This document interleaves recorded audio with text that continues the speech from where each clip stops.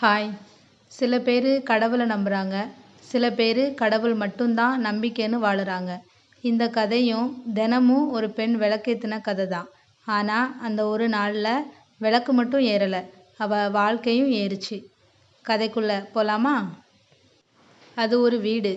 அந்த வீடு சத்தமும் இல்லை, சண்டையும் இல்லை, ஆனால் சந்தோஷமும் இல்லை. அங்கே ஒரு பெண் இருந்தா. அவள் தினமும் சாயங்கால நேரம் அதே நேரத்தில் அதே இடத்துல விளக்கேற்றிட்டு இருப்பா. அவளோட கண்களில் கண்ணீர் இல்லை, ஆனால் மனசில் நிறைய கேள்விகள். என்ன தப்பு பண்ணினேன்? என் வாழ்க்கை இப்படி தான் இருக்குமா அப்படின்னு அவளுக்குள்ள நிறைய கேள்விகள். அந்த விளக்கோட தீபந்தான் அவளுக்கு பதில் சொல்லிட்டு இருந்தது. அவளோட குரலில் யாருக்குமே கேட்காத ஒரு வேண்டுதல் இருந்துச்சு.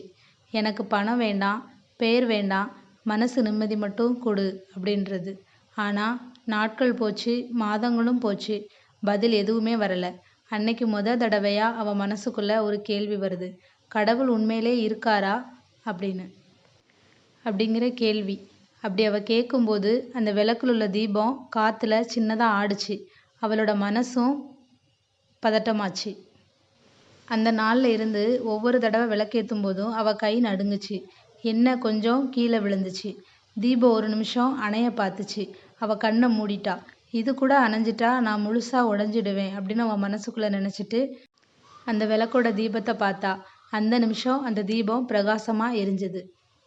அந்த தீபம் அவகிட்ட நீ உடையலை, நீ உருவாகிற அப்படின்னு பேசுகிற மாதிரி அவளுக்கு தோணுச்சு. அடுத்த நாளில் இருந்து அவளை சுற்றி எதுவுமே மாறலை.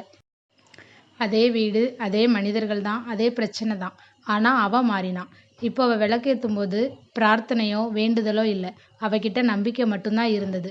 என்ன நடந்தாலும் பரவாயில்லை, என்னால் சமாளிக்க முடியும் அப்படின்ற ஒரு உறுதி அவளுக்கு வந்துச்சு.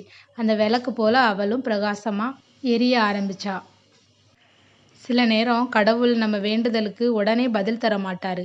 ஏன்னா அவர் சூழ்நிலையை மாற்றுறதில்ல, நம்மளையே புதுசாக உருவாக்குறாரு.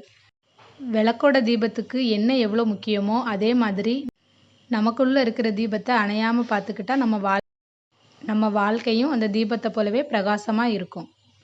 நீங்கள் தினமும் விளக்கு ஏற்றுறவங்களான்னு எனக்கு தெரியாது, ஆனால் இன்னிலிருந்து உங்களுக்குள்ளே இருக்கிற நம்பிக்கைன்ற தீபத்தை அணைய விடாதீங்க.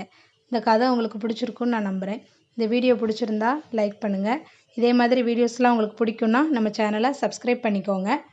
இன்னொரு கதையோட இன்னொரு வீடியோவில் சந்திக்கலாம். அனைவருக்கும் நன்றி.